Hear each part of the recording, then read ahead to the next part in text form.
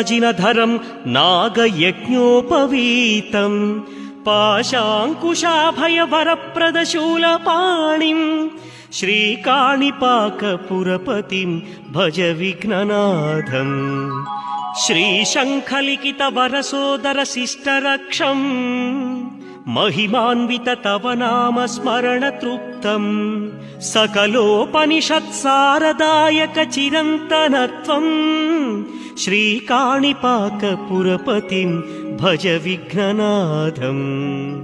मूकान्धबाधिररक्षक विघ्ननाथं कूपोद्भवं कारुण्यदिव्यरूपम् करुणात्मकं सकलनिष्कळमात्मरूपं श्रीकाणिपाकपुरपतिं भज विघ्ननाथम्।